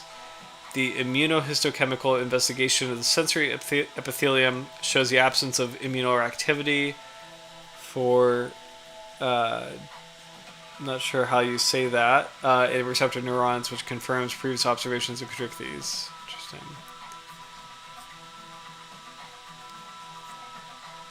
So, I mean, smell, like the sense of smell is very important for sharks, of course, but it's so interesting that for this species, the Sharpnose Sevengill Shark, the organs relating to it are more closely related to chimeras than sharks. It's actually really interesting. Yep, Heptranchiforms are considered a primitive group among extant sharks. Okay, interesting.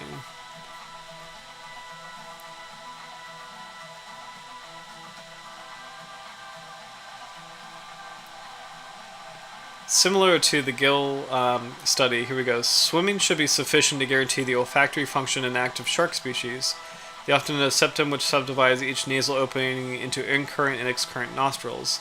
The water flow within the nasal chamber is driven by the pressure difference between the incurrent and excurrent nostrils. These differences can be achieved by forward motion of the animal. I wonder if I can get a view of that.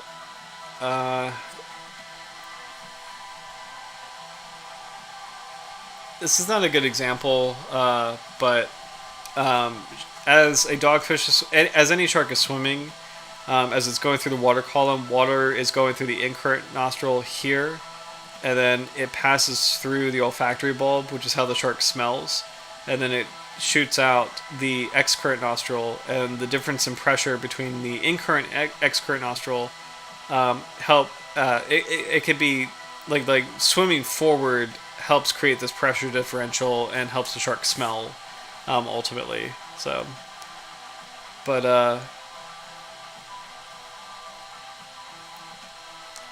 essentially, kind of like what's interesting about this particular study, this abstract that we're reading, is that these sharks are more closely, not more closely related, but this evolutionary feature resembles chimeras more than sharks, which is very interesting. So, oh, this is cool. Howard, they're older in origin and therefore closer to their Hocephalian cousins. I'm gonna start that. That's so cool. Like, I never really got for the longest time why the Heptranchiforms were treated as primitive, but that's really amazing to see that. Conversely, it feels like I forget if it was Carcharodontiforms or Heterodontiforms, but it feels like Carcharodontiforms are definitely more modern, if you will, and then Heterodontiforms I think are quote unquote the most modern, if I remember correctly. But it's kind of cool to see how 6-gill and 7-gill sharks are seen as more primitive. So, by the way, it is 10:30, so please let me know in the chat if there's any shark or group of sharks you'd like to cover, or any other topics, because the last two streams were really cool. We covered North American shark culture, and the two episodes, the 2-part special of past and present, that was a really fun topic. So let me know if there's anything in particular you'd like to review. We have plenty of sharks to go through, but also plenty of topics relating to sharks too. And if you'd like me to pick a species, I have my handy Sharks of the World copy. So just let me know. Be happy to find a new shark. So let's see. This one is Microstructural Morphology of Dermal and Oral Denticles of the Sharpnose Sevengill Shark, a deepwater species. Let's see. The dermal denticles are among the unique morphological adaptation of sharks, which have been acquired throughout their long evolutionary process more than 400 million years. Species-specific morphological characteristics of these structures have been applied especially as tools for functional taxonomic studies. Nevertheless, few studies have explored the diversity of denticle structure in different around the body and oral cavity. In the present study, differences around the body and oral cavity.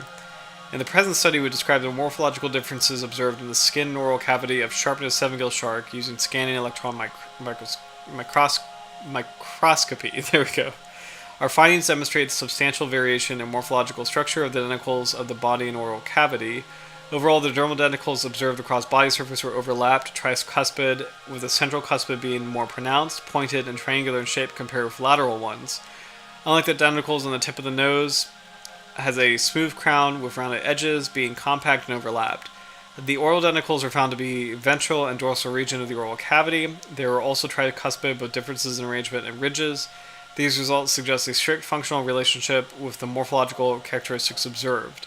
Such morphological diversity, body region dependent, highlights the need for comparative studies that include oral denticles, since the structure has an important functional role in sharks. It can be found in fossil and recent records.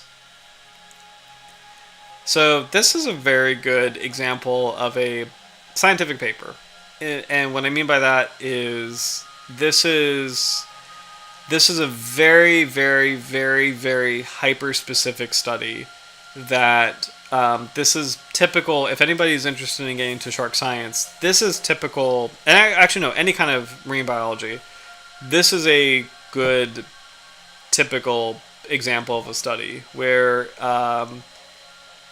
it's very highly specific, and it may not be as exciting as other studies, but overall it does contribute to the body of knowledge. And the use of this particular study is, it's just like a data point to compare with fossil specimens, and kind of help to illustrate essentially like the evolutionary relationships between older seven-gill sharks and modern ones, or if there's any species differences within the shark. So it lends use in that way, but I just think it's really interesting that this is a very, very, very specific study, and this is kind of classic. And part of the reason why I want to kind of highlight it, and this may be a topic for another stream, but there's a really great resource called Marine Biology Career Network, where there's a lot of discussion on marine biology prospects and like how you get a job in marine biology, and then how, like, what you actually be doing. And essentially a lot of it is encouragement, but some of it is also just kind of like dissuasion from the romantic view of what marine biology is. So the romantic view is that you're like training dolphins every day, and that you go on scuba dives to play with fish every day. And that's not really what it is. This is what it is. like this kind of study is a really good example of like a classic, true like ichthyology or marine biology study. Is you are studying the Conroe-Nicholls on a shark, and it's probably going to be a lot of work, and it's probably going to be quite tedious. But you know, that's what it is. And what's interesting is that I know people have, like when people kind of like go into marine biology and kind of run into this stuff, sometimes it's a little discouraging. But one kind of fun thing to remind people is that a lot of like the fantasy of marine biology can be accomplished in scuba diving. Like if you train to be a scuba diver, that's actually far easier, and you know, it's you get to play with animals basically. So. But some people like love this. Like some people are really, really interested in, you know, getting into this like nitty gritty of science, and it's actually, you know, it's cool to contribute to like the body of knowledge, and to know that like you're part of this a really incredible tradition of people who, you know, made these observations and starting to piece together like the natural world. So. A little bit of a tangent, but just wanted to point out that that study really struck me as like a classic marine biology study. Ooh, Howard, Cuban ribbon-tailed cat shark. That sounds extremely exciting. Yes to that. Great pick. Let's see if I can find it in here. This might be a new species actually. Let's see. Ribbon-tailed cat shark. That's one of the most fantastic suggestions. So thank you. Like that's a really, really good one. And this actually might be brand new. I do not see this in here. Gecko cat shark. I'm glad you picked a cat shark, because it's the largest family of sharks. Oh right, actually, yeah. I don't think. Oh, boa cat shark, Conroe cat shark. Chain cat shark. Here we go. Okay, found it. Very cool. Cuban ribbon-tailed cat shark. So that'd be awesome to get published. Actually, honestly, Howard, I would be, because like as you've been collecting Hemipristis, I would be very, very curious if anybody is like studying like comparative, like doing a study that would include Hemipristis and doing comparative fossil studies. Like, since you have a private collection, it could be useful, and in a sense that you know, like if anybody, I'm trying to figure out how like one would connect with like what you could do is, if there is a university that has like a paleontology program and that has like known shark, you could actually find and like on sharkreferences.com, but like if there's a university with a known paleontology program, or if there is an author who this actually is better if there's an author who works on shark papers, including Hemipristis ones. Even if you just introduce yourself and say hello, and say I have a collection of Hemipristis teeth. Please feel free to use these, and use as in don't you don't have to give it to this person, but of course, but you can actually lend or share or invite them to come over to examine them.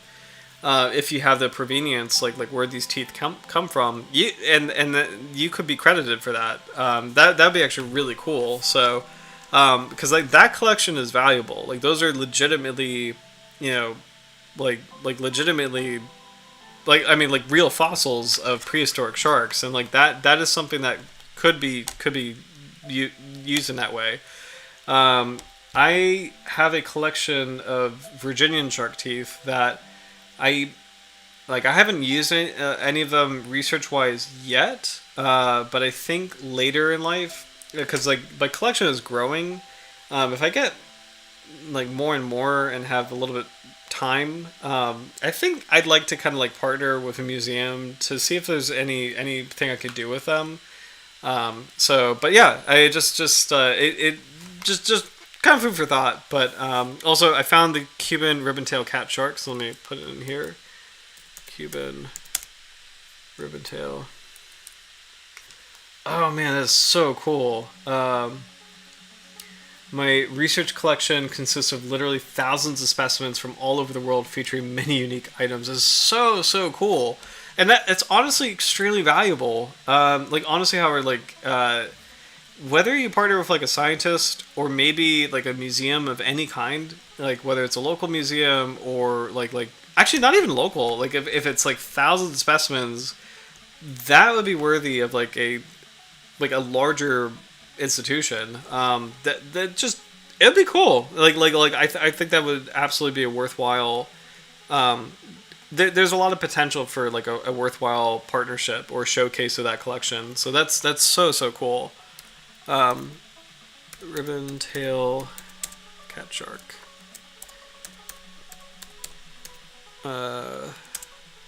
Sorry, I'm typing in next week's sharks. So Iridacnus, which I don't know if we've done this before. Actually, we might have done a harlequin cat shark, potentially, but the Cuban ribbon-tail cat shark we have not done before, so Barbori. So cool. Great suggestion. So that will be next week's shark, the Cuban ribbon-tail cat shark.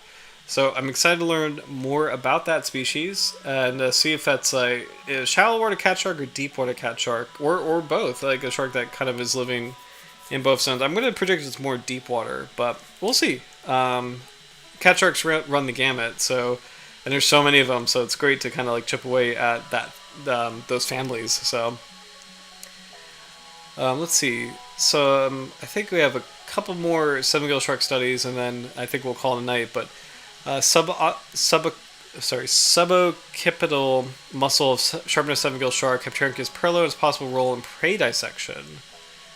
Right, this is cool. It's actually really cool to see that we're seeing a lot of anatomy studies with this species. So, skull and head muscles of Heptranchias perlo were studied. Its distinctive features include the suboccipital muscles described for the first time, the absence of the palatal quadrate, symphysis, and longitudinally extended mouth, and teeth unsuited for dissecting prey in the typical method of modern sharks, which is cutting motions powered by head shaking from side to side. Okay, this is really interesting. So, Howard, you mentioned that I had the picture here. The jaw of this species is actually kind of thin. I'm trying to find what picture that was, but I'm very curious if that's going to relate to what we're about to read. So it might be this one. But I distinctly remember you mentioning that the jaw is kind of thin, and I proffered that I wonder. Yeah, there we go.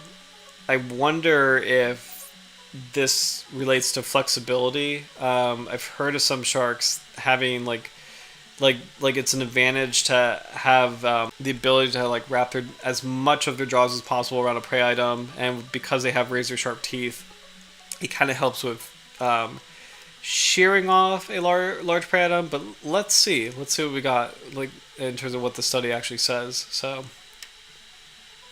Okay.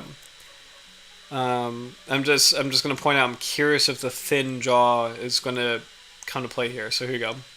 The platyquadrate cartilages of the Sharpnose Sevengill Shark are closely related. And closely related Heptranchias articulate with the neurocranium via orbital and postorbital articulations, which together allow for lateral expansion of the jaws but restrict retraction and protraction. We interpret these features as an adaptation to a different method of prey dissection, that is, ripping in a backward pull. So, interesting. It employs the specific postorbital articulation together with the suboccipital muscles as force transmitting devices, as powered by swimming muscles, which produce a rearward thrust of the tail. During this type of dissection, the anterior part of the vertebral column should experience a tensile stress, which explains the replacement of rigid vertebral bodies by a collagenous sheath around the notochord in Heptranchias perlo. The backward ripping dissection could have been common among ancient elasmobranchii, based on the similarly developed postorbital articulation, a longitudinally extended mouth, and the absence of a platyquadrate symphysis. A biochemical comparison with the extinct Puca pampella indicates that ancient elasmobranchs could also be specialized in the backward ripping prey dissection, but the mechanism was different from that inferred for Heptranchias perlo. We suggest that in the early evolution of sharks, this mechanism was replaced by head-shaking dissection, and the later was restored in Heptranchias perlo on a new morphological basis. A new position of the postorbital articulation below the vertebral axis is fraught with a brain case elevation when backward ripping prey, and as a countermean requires formation of suboccipital portions of the axial musculature unknown in other sharks. Homology and origin of these portions is considered. Okay. Mouthful, but another really exciting study. I'm trying to find a good view of the shark's jaws. Probably this one. Well, okay, that's actually not that great. Let's see if we could get a different view. Maybe this picture. So, here we go.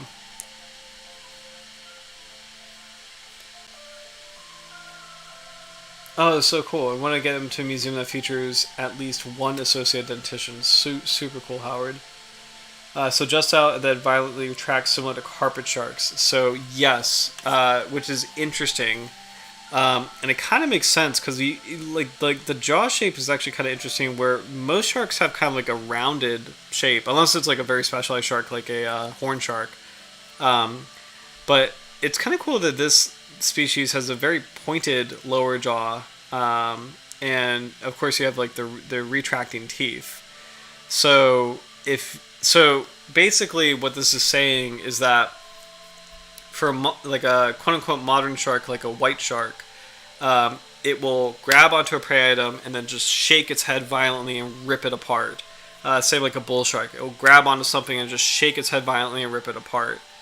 With this shark, this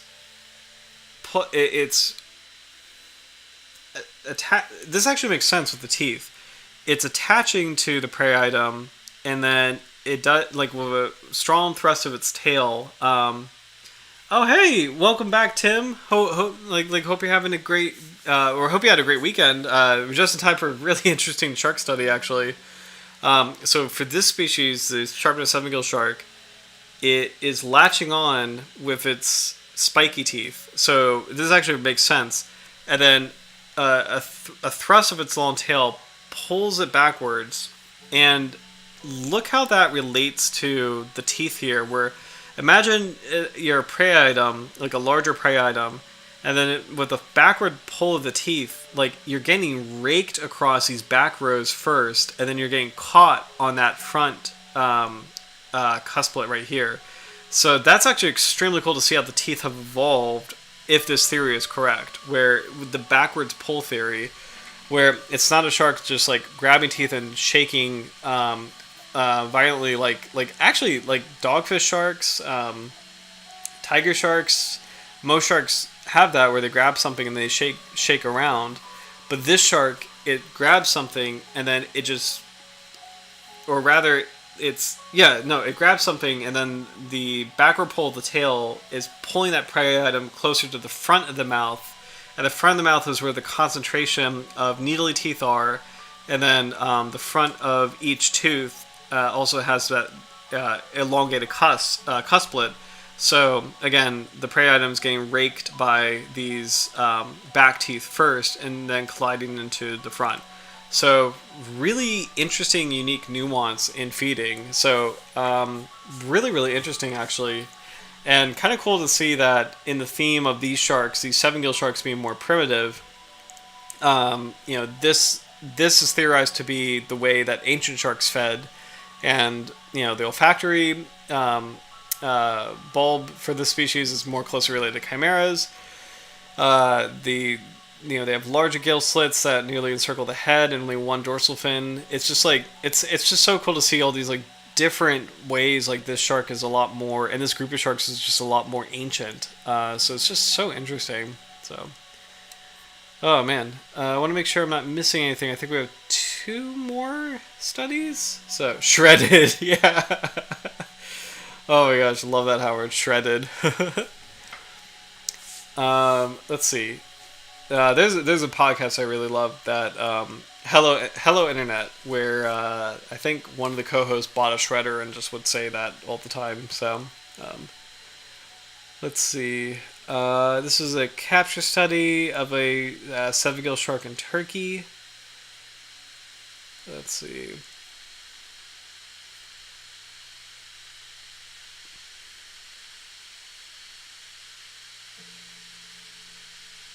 Yeah, I'm just scanning this to see if there's any other new data, because like I've been really enjoying like these anatomy studies. Oh, actually, here's the specimen that's captured, and then this is also a younger specimen indicated by the black tip on the caudal fin.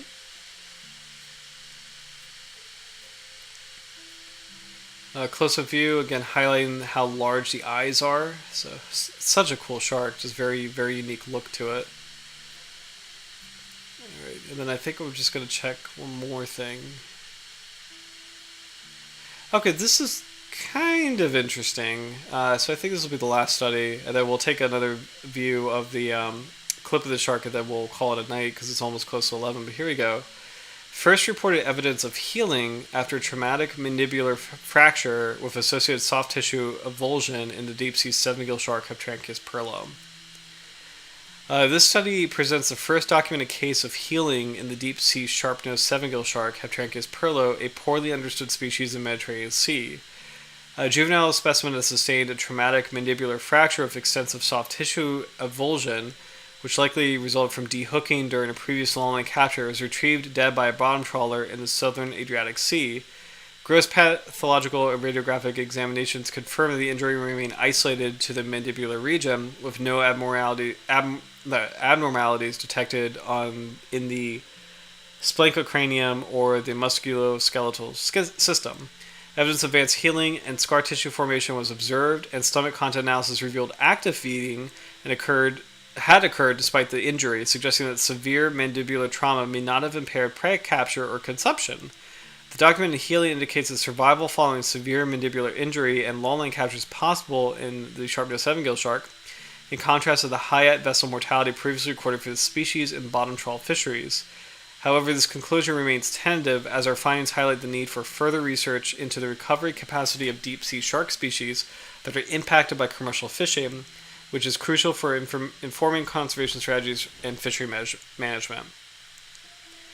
So this is actually an extremely important study conservation-wise, where prior to the study, it's saying that we thought that the Sharpnose Sevengill sharks have high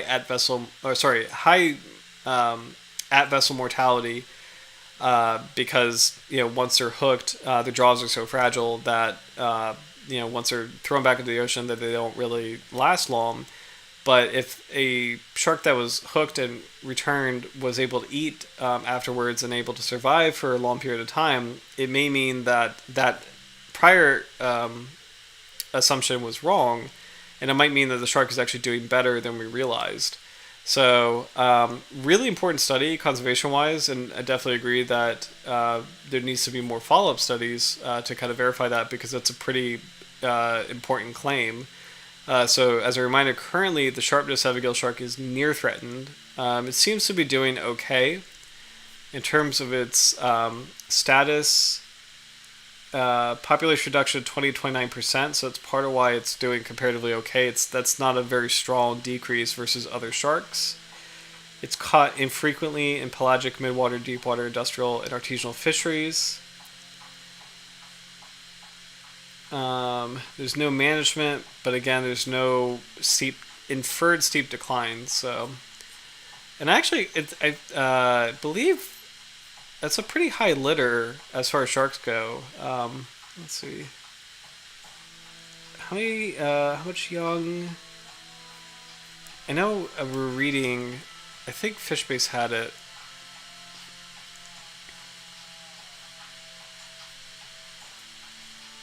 Yeah. Okay. Not too high, but 9 to 12 young born per litter. So that's actually pretty average.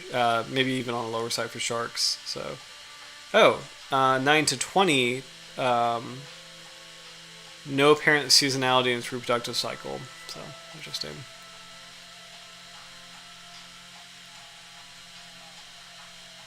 There we go. Just wanted to kind of show this picture again. So I think my favorite thing that we learned tonight is we were talking about like kind of shark evolution, where a buccal pumper like this dogfish and a ram ventilator like the seven-gill shark, they've evolved very differently. Where the dogfish has strong muscles in its just strong muscles in its gill arches that help pump water over its gills. Whereas the seven-gill sharks has weak muscles, which it doesn't need to pump water over its gills. It just swims and cruises over slow speed, but with large gill slits that maximize its surface area. So that's probably my favorite thing to learn tonight about the species. And then also the way that it feeds, potentially being like an ancient method of shark feeding, just that reverse feeding, basically, where it will swim backward, like it will grab something and then swim backward to kind of like force a prey item towards the front of the mouth. It's so cool. So and I think with that and some clips on this shark in the deep, I think we'll call it a night. So oh my gosh. But this was a really surprising stream, where it's like I was not expecting to learn as much as we did on this species. Where at first it proved to be a very poorly known species. Like the summaries that we had didn't really show a lot of information, and then as we kind of got into more of the biology, it really showed that like, wow, this is a really cool ancient group of sharks that, or not ancient, but like compare like quote unquote primitive group of sharks that has life history characteristics that have been around for just millennia. It's just so cool, and predating a lot of the modern sharks that we know today. So it's a really cool group of animals, and just really glad that we got to learn more about the nuances that make seven-gill sharks, or Sharpnose Sevengill sharks, unique and different versus all other sharks in the world. So and then for Tim, who may have just joined, this is the first footage of a seven-gill shark in the wild. So it's just really cool to see. I think it's a great way to end tonight's stream. So, but thank you guys so much for watching. Glad we got to learn more about the Sharpnose Sevengill Shark. So really cool deep water species. And I think like a lot of fun surprises as far as just how this animal works. So I'm really excited to have learned more about the species, and I think with that we may have finished Heptranchias. I have to double check if there's a new species. I think there is a new six-gill shark that has been recently found, but I just need to double check that before we officially declare this order complete. We've got Lamniforms complete. Heptranchias, I think, is the next one to be declared deplete. So, or not deplete, complete. Oh my gosh, Monday brain, complete. So, also thank you, Tim. I really appreciate that comment. That means a lot to me. This channel has been a really great group effort from this community. You guys make it fantastic and just worth it, as far as it's just a passionate community of shark lovers. So thank you for being a part of it, and thank you for making it together. So I really appreciate the comment, and just thank you. But hope everybody has a really great rest of their week. Really excited to tune in for next week for the Cuban ribbon-tailed cat shark. And until then, also wish me luck on fossil hunting. I'm going to a place that has megalodon teeth, but it's really, really rare and unlikely. But please send positive shark vibes in terms of hopefully I can come back to you all with a meg in hand. We'll see. So, Howard, I was also struck by the feeding apparatus. I thought I considered what there was to know about them. Same here. I mean, I really like this species is fairly well known in Virginia. As far as like it's kind of one of those sharks that we always know is here in the deep water area, but I just never knew a lot of the details. So it was just really cool to learn them all tonight. It's just super, super cool. So thank you, Tim. Appreciate the positive vibes. And thank you all again for watching.